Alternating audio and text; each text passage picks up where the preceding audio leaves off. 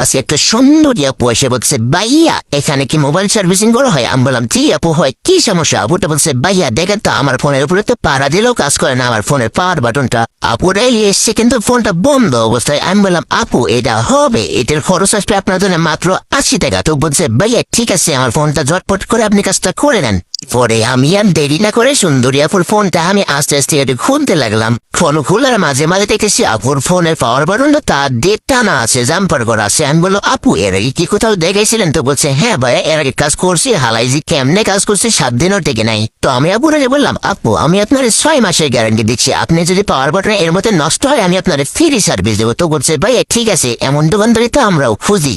তো আপুর ফোনের পাওয়ার বাটনটা সুন্দর করে লাগানোর পরে আমি ফোনটা যখনই চালু করি রে ভাই, এটা দেখার পরে যদি কোনো ভালো মানের টেকনিশিয়ান হয় অবশ্যই হার্ড স্টক করে মারাও যেতে পারে।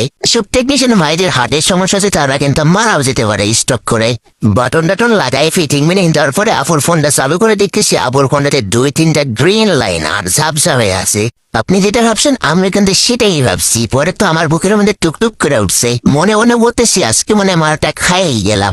নাটটা খোলার পরে দেখতেছি কোন রকম ভাবে টানটানো কমে না। পরে আমি নর্মাল করে ভাঙ্গা ভাঙ্গা কণ্ঠে আপুটারে বললাম, আপু আপনার ফোনে কি কোনো দাগ টাগ ছিল? তো বলছে ভাইয়া আমার ফোনে 2-3টা আবজা আবজা দাগ ছিল, ডিসপ্লেতে একটু প্রবলেম। আমি বললাম আপু আপনার ওই একটু প্রবলেম এটা আমার স্টকের কারণ হয়ে গেছিল।